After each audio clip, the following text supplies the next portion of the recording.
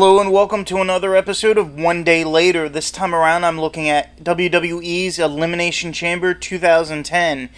In WWE's infinite wisdom, they've decided to dispense with most of the well-known pay-per-view names in favor of new ones that are literally named after the gimmick involved in each show. Hence No Way Out, which has hosted the Elimination Chamber gimmick match for the past 2 years, is now Elimination Chamber. It's a knee-jerk reaction to gain buy rates, which have started to dip in the last year.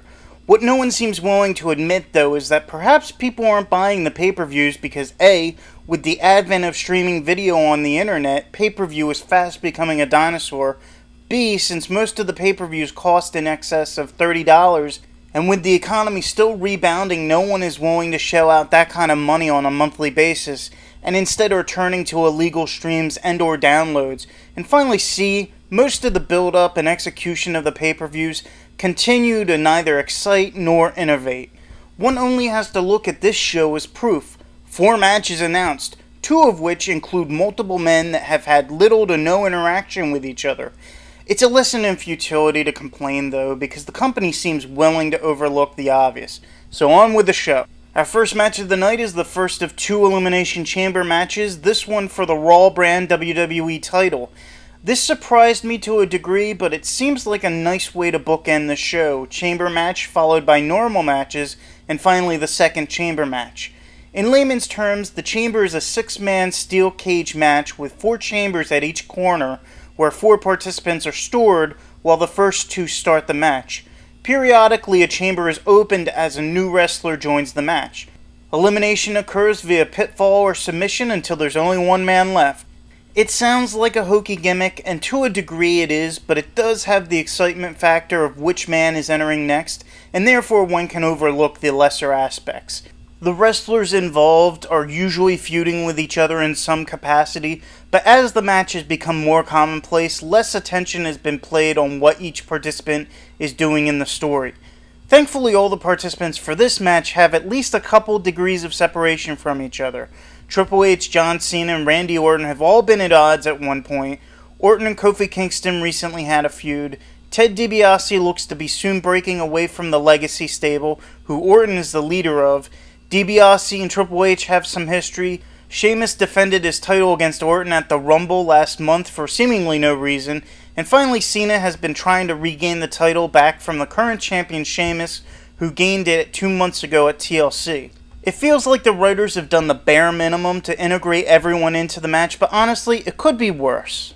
Wisely, Sheamus and Kofi start the match, allowing for the crowd to build in excitement for the release of one of the fan favorites. I find it really amusing the crowd continues to cheer Orton despite his heelish tactics.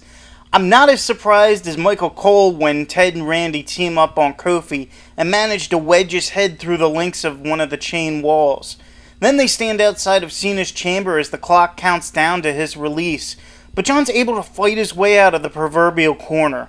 This is an example of how Cena gets his Superman status. He's able to overcome 2 men simply by punching them and little else. While it's nice to see all 6 men in the ring at once, a first for this stipulation, Randy, Ted, and Kofi are eliminated in quick succession, and once Hunter pins Sheamus, I start to lose interest.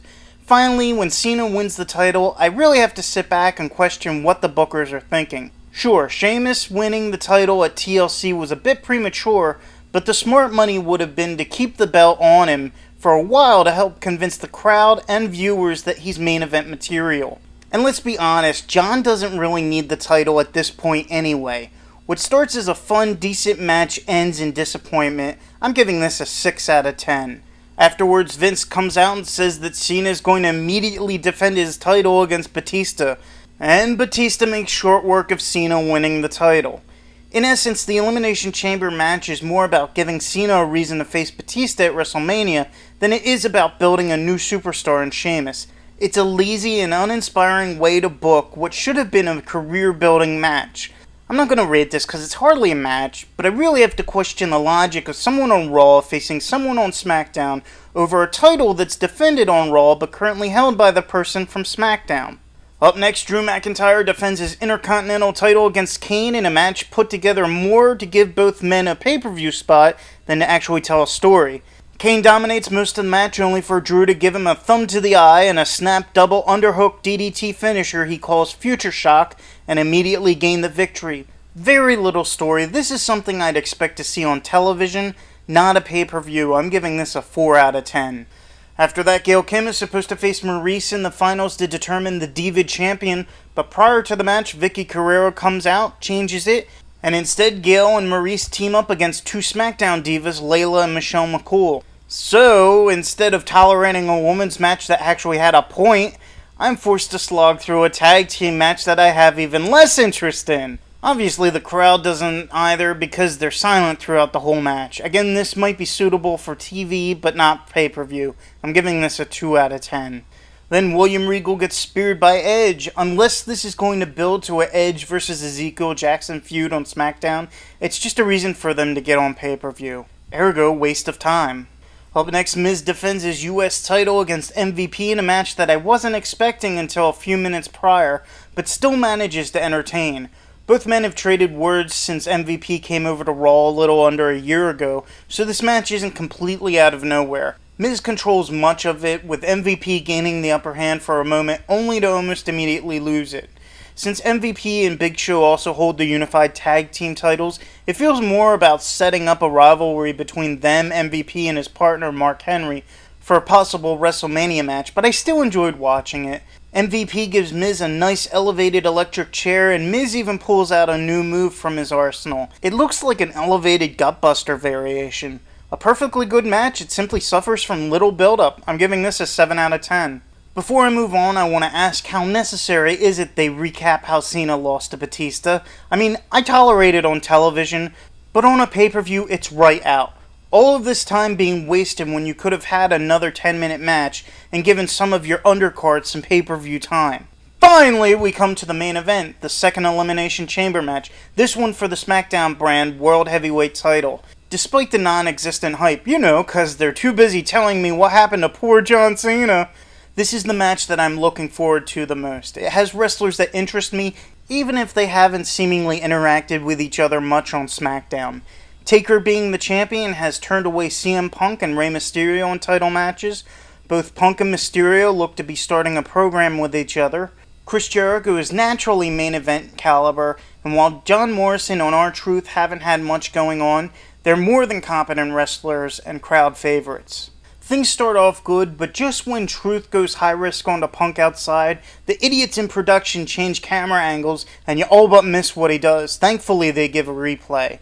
Chris plays a wonderful cowardly heel when Taker enters the fray, and I like his use of a chamber to retreat from the champion. While it's a great match and tells a somewhat predictable but entertaining story, I don't know if I totally like the ending. Again, it feels like a cheap way to build to a WrestleMania match instead of following through with a title defense.